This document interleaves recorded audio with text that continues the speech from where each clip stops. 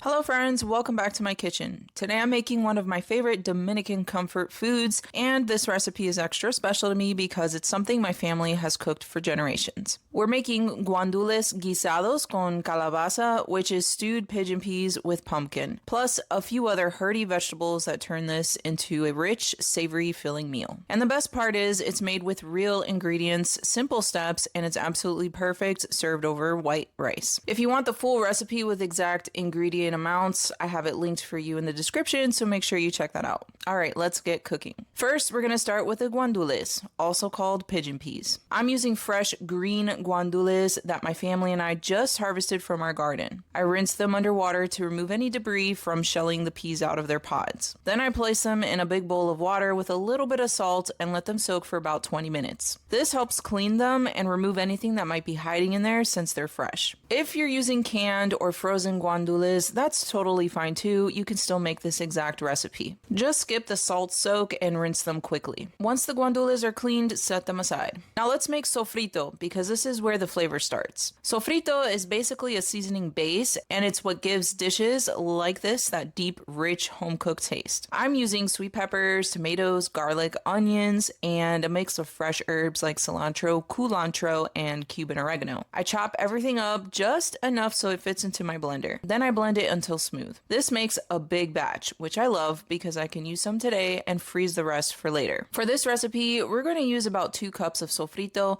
and you'll find the full sofrito recipe linked below as well. Now that the sofrito is ready, let's prep the vegetables. For the pumpkin, I'm using Seminole pumpkins, which is one of my favorites because it grows so well in hot, humid climates like my Florida garden. I have YouTube video guides over on my gardening channel of how to grow both pigeon peas and Seminole pumpkin from seed all the way to harvest, which I will link below in the description in case you would like to grow them at home too. But you can also use calabaza, butternut squash, or any other pumpkin that you love. I like to start by cutting it into thin slices, then I easily peel the tough outer rind off and cube it into bite-sized pieces.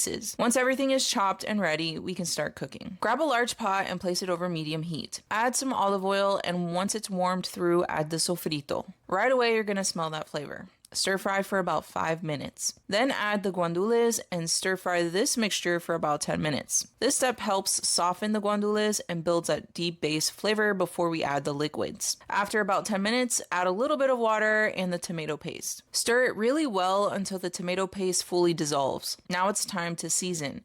Add some chicken bouillon powder and a packet of sazon. Stir everything together until it's well combined. Now we're going to add the vegetables. Add in the cubed pumpkin, carrots, and malanga. Then add enough water to just cover everything. Bring it to a gentle simmer and cook for about 45 minutes until all the veggies have softened. Make sure to stir it occasionally so nothing sticks to the bottom of the pot. After about 45 minutes, check for doneness. The easiest way is to take one guandule or some of the root veggies and try to smash it with a spoon. If it's soft and smashes easily, it's done. Now it's time to add some final flavor. Add chopped cilantro or culantro or both. I also add a little bit of vinegar to brighten up and deepen the flavor.